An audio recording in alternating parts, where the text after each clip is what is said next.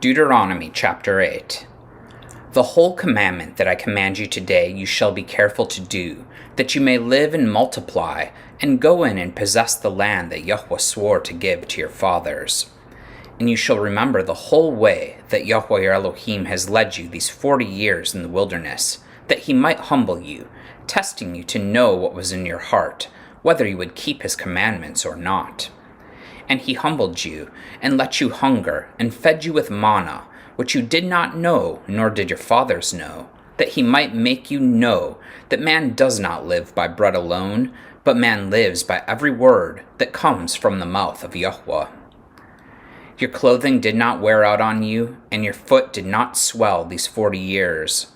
Know then in your heart that, as a man disciplines his son, Yahweh your Elohim disciplines you.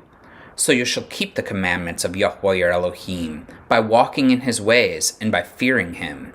For Yahweh your Elohim is bringing you into a good land, a land of brooks of water, of fountains and springs, flowing out in the valleys and hills, a land of wheat and barley, of vines and fig trees and pomegranates, a land of olive trees and honey, a land in which you will eat bread without scarcity, in which you will lack nothing, a land whose stones are iron, and out of whose hills you can dig copper.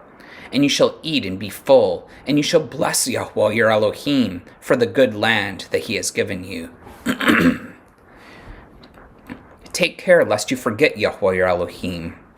by not keeping his commandments and his rules and his statutes, which I command you today, lest, when you have eaten and are full, and have built good houses and live in them, and when your herds and flocks multiply, and your silver and gold is multiplied, and all that you have is multiplied, then your heart be lifted up, and you forget Yahweh your Elohim, who brought you out of the land of Mitzrayim, out of the house of slavery, who led you through the great and terrifying wilderness, with its fiery serpents and scorpions and thirsty ground, where there was no water, who brought you water out of the flinty rock, who fed you in the wilderness with manna that your fathers did not know, that he might humble you and test you, to do you good in the end.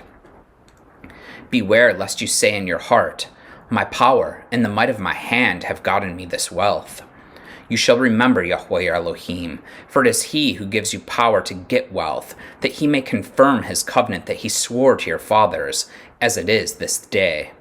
And if you forget Yahweh your Elohim, and go after other Els and serve them and worship them, I solemnly warn you today that you shall surely perish. Like the nations that Yahweh makes to perish before you, so shall you perish, because you would not obey the voice of Yahweh your Elohim. Amen.